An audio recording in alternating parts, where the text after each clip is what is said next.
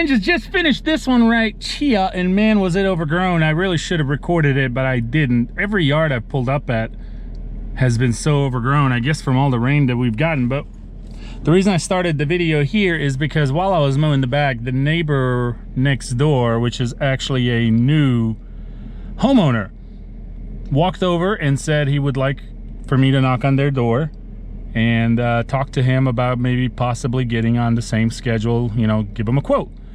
So I came in here just to cool down a little bit. I'm gonna go turn around down there since it is a dead end, and then I'm gonna go talk to him. Actually, we can go ahead and do that while I got the camera on. But yeah, man, it has been overgrown, and it's only been 2 weeks, and whew, I'm telling you, it was tall. So how's everybody doing on this Freaky Friday? You know it's Freaky Friday. Something always freaky going around on Friday. Yeah. So see what I mean, dead end right here? We out here in the country. Country. Well, kinda. So these yards are not big yards at all, but it is a bit of a drive out here. So I know it's the seatbelt guys, but I'm not leaving the neighborhood. And so this house sold. So here's the thing, and this is something that you may come across, and maybe this would be a good tip for you. So this whole neighborhood is actually developing, right? I mean, you can even see right here, it just says sold, this house sold. And when I got this house, half of these homes have not been in here. There was probably a total of maybe 20 homes. Now there's like a total of 100, including on the other side. I've had this yard now for a couple of years, and I originally quoted it a little bit lower than what I would have liked. Now, I didn't underquote myself dramatically or super bad, right? But I would have liked to have gotten a little bit more out of it. And here's why. It's not a big yard, but it's to drive out here. But I thought to myself, should I tell the customers to change price? And I was going to, but then I'm like, I'm gonna wait a little bit more because these homes are getting built. And if I can pick up a few more customers in here as the homes are built and then sold, then I can adjust the price. But then also I'll have a couple of extra houses in here. It would be worth my drive. But I mean, I really just need to adjust the price just a little bit, but nothing crazy. But here's a perfect example. I just kept my mouth shut, and I was still doing it for the price that I told them. And now a potential customer neighbor next door. That's that's what you need to do if you really mess up on a price. I mean, if you really mess up, you really need to just tell them and be like, hey, you know, your grass is growing a lot faster than I anticipated. We're gonna have to either get on a weekly schedule or up the price a little bit, because they are on a bi-weekly schedule. So if you have to do that, you have to. But if you feel like you really should be getting just a little bit more, but nothing crazy, I say hold on to that client, that customer, and wait and see unless you get to see if you get a couple more houses in the neighborhood. So anyway, but that's the situation. So I'm getting ready to pull up. I'm gonna pull up there, take my business card, go knock on the door. It looks a bit like about the same size yard as this one. The only difference is the back has a gate, which I would have to use the 36. So okay, there he is. Real nice guy, just moved in from out of town, and he seemed to be very interested in the weekly. As you can see, he already mowed his yard, but he was kind of just wanting my price for maybe from here on out. But he said he'll text me, call me. No, he seemed pretty happy. We'll see. And real nice guy. I was like, welcome to the area. He's like, are you local? I'm like, yep, I'm local. Well, depends. What do you think local is? I guess I'm not really from this side of the town, but all right, guys, I hope you are doing well this Friday. Hope everyone's had a great week. I'm having a little bit of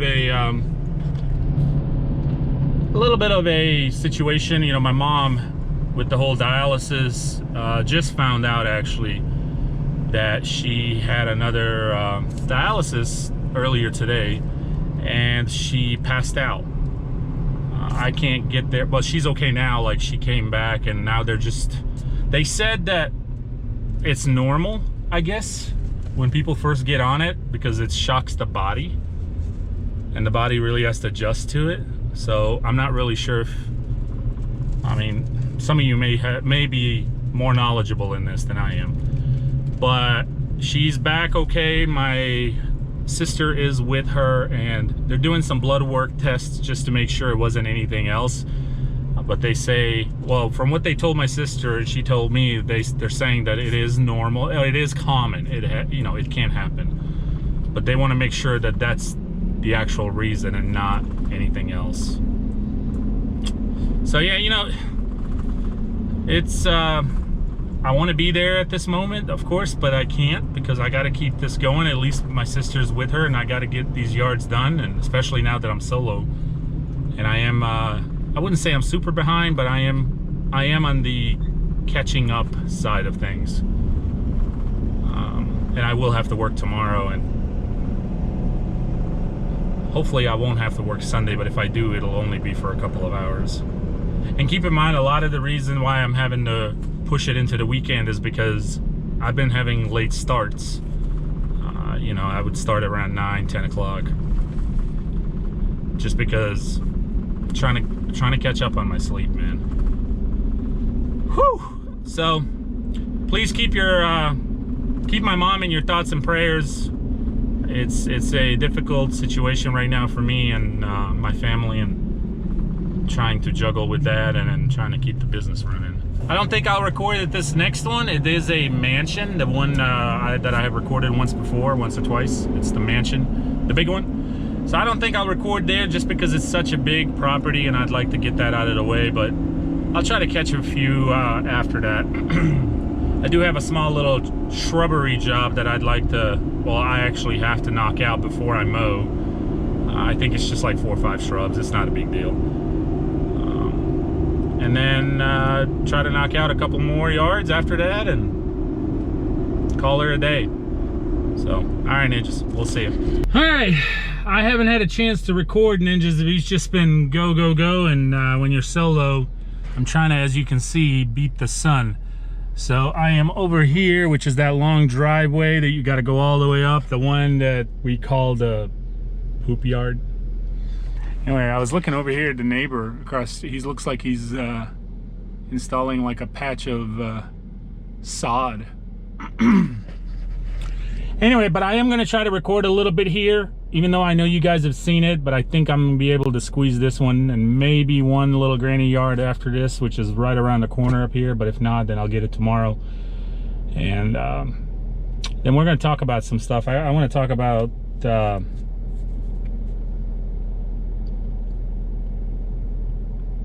thinking. Yeah, thinking. I know it doesn't make sense, but it will in a minute. Well, a few minutes. Let's go knock out this yard.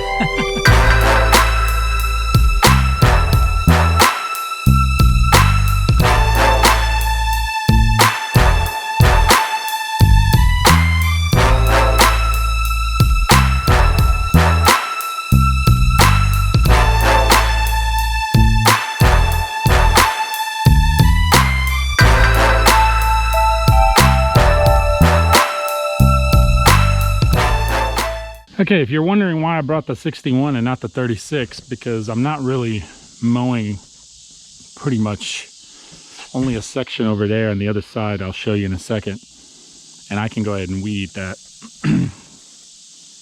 And through here, just around the edges. They told me not to touch this whole back, because you can see they've thrown stuff down. I don't know if they had this fixed or what, but it looks like they threw topsoil. And so all I got to weed eat is this little section right here and then the side of the house. So I didn't think bringing the 36 was worth it. You know, now that I think about it, I've never said this, but one downfall on the 36 is the engine, which has nothing to do with the brand. But I think the 19 horsepower engine, it doesn't have enough power when it comes to tall stuff. unless you're just maintaining yards, it's fine. And I've always ran that engine. I think it's a 19 horsepower Kawasaki, and it's fine. But like, okay, do you guys remember how this yard looked the very first time? Yeah, that engine struggled. Just figured I'd say that. And in this area, I gotta just weed eat. My go-to blower, Mark II Husqvarna 580 BTS. It's good stuff.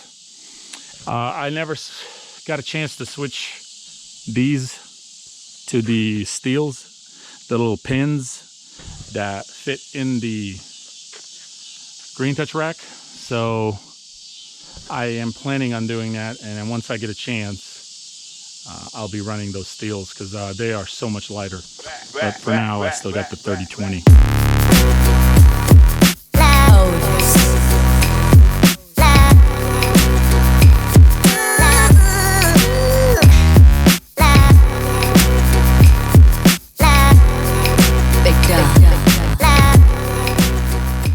Okay, ninjas, so what do you do when you come to a property and you discover a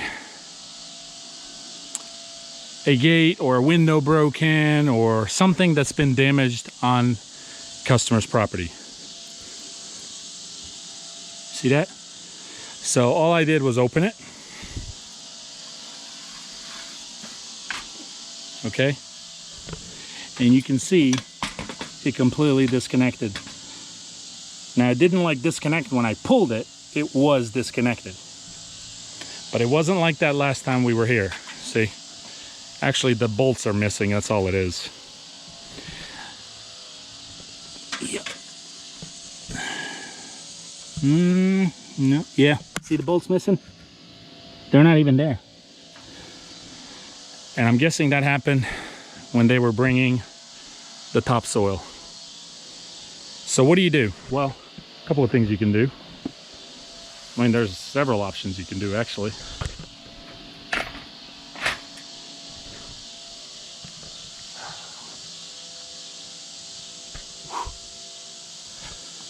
One, you can just close it back up and do nothing. I wouldn't recommend that, but you can.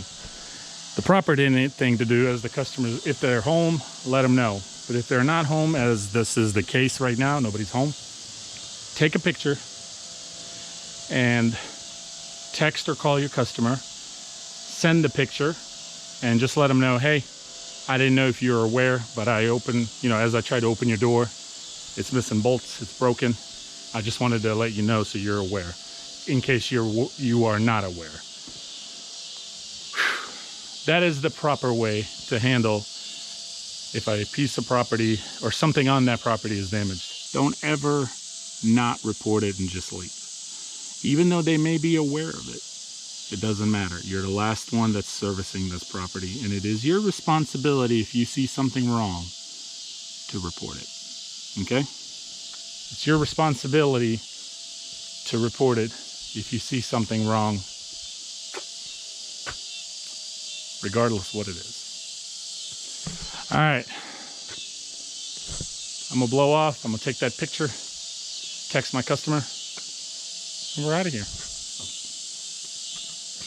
All right, let's see. Let's see how many pulls.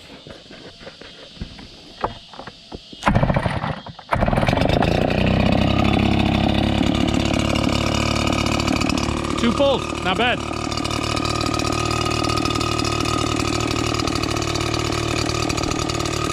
I like that blower. I really do.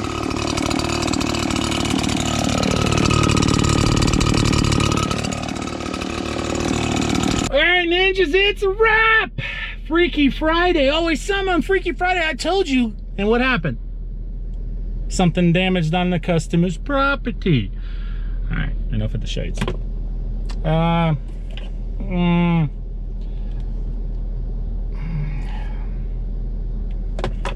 We need them, but hey, it's okay.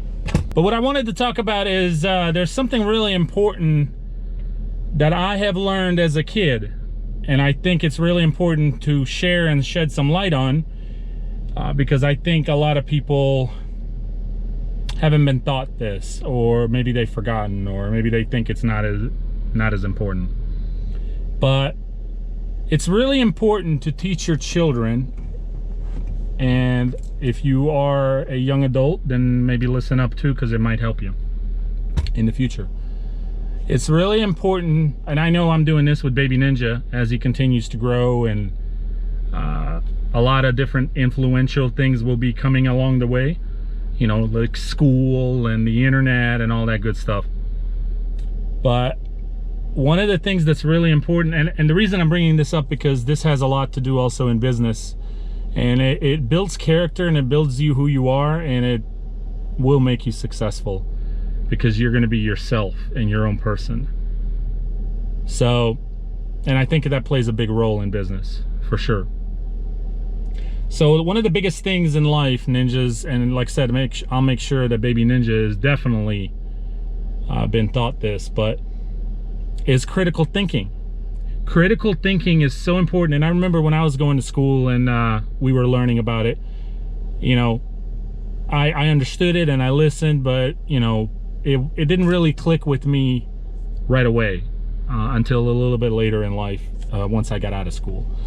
But critical thinking is really important because here's why. First of all, for some of you who may not know what critical thinking is, so thinking period is really important. It's really important to think about stuff before you do things. Okay, so you don't want to do stuff that you might regret later. All right, so you want to think about stuff. You want to think thoroughly and think through it and go, okay, is this something that I want to do? So that's called thinking, and it's really important. But critical thinking is, so here's an example. The example that I've been taught in school, actually, this was the exact example that they have given to us. So you have one person or a group of people that'll come from one direction and tell you a story, okay? And they'll tell you that that story is just like that. And then you'll have another group of people from a different direction, and they'll tell you the same story, but different. Does that make sense? So now you've got two different stories. So what critical thinking is you actually have to listen to that story from the left and to that story from the right. And what you need to do is take all things that you think really are important to you in your life that will benefit you, and then you need to research those things and find out if that's accurate and if that's exactly what it was. So the left side is telling you this and the right side is telling you this. 90% or so, it's a high percentage of people, I don't remember now, but I know it's a high percentage, jump to either the left side or the right side. And then they just roll with it. They don't care. They just roll with it. And the way I remember my teacher telling me is, that's actually not even thinking. That's just jumping on the bandwagon. So critical thinking is you'll take bits and pieces from each side, bits and pieces of it, and you'll put it together and you'll make up your own decision and you'll make up your own mind. Does that make sense? So that's called critical thinking.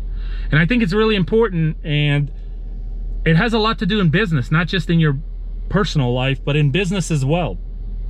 Because we are out here every day doing things and making decisions with customers, with equipment, with everything, right? And it's important not to jump to the first conclusion of something, whether you are talking to the customer about pricing or whether you are looking at a new piece of equipment. It's really important to do your research, and it's really important to listen to several different people, do the research, and then make your final decision. And same thing if you're out here with quoting with customers, it's really important to take your time, think through, look at it, really figure out how long something is going to take you before you give them that price. I think what happens is a lot of us, we're so, the ones who are just starting out, we're so eager to get the job. We just rush through and go, oh yeah, that's going to take me a few minutes. That's going to take me a few minutes. And then you give the price and you shoot yourself in your own foot. It's because you are wanting the jobs. But you have to really slow down, tell the customer, give me a few minutes, walk through and figure everything out exactly. And you know how you work, whether you have a helper or you're solo or you have 2-3 people, doesn't matter. You know how they work with you, or if you're solo, how you work and how long it will take you. And really give yourself enough time on that. That's called critical thinking, okay? When you don't rush and you don't jump to the bandwagon, and you don't jump to a conclusion, and you don't jump just to get the job. Does that make sense? So anyway, I hope that's helped you. So, you know, if you are a parent and you've got a baby ninja, I would advise you and recommend that you really jot yourself a note to make sure that you teach your children to be their own individuals, to not blend in with the herd. And it's so easy to do. It's so easy to do because the influence is really strong and high. So, and if you are a young ninja watching this, really pay attention to what I've told you here. If you need to rewind the video and watch it again, listen to what I exactly explained to you. Critical thinking is very crucial. And be yourself and your own person. Don't jump on anybody's bandwagon. Don't listen to people, but don't immediately agree with their conclusion. Really do the research. Actually, how I came about this today, and I'm gonna finish this. I don't want to keep going on a big rant here since it's getting dark and I need to get home. I was actually on a phone call with several big people in this industry. And when I say big people, I'm talking big people like, if there's levels, right?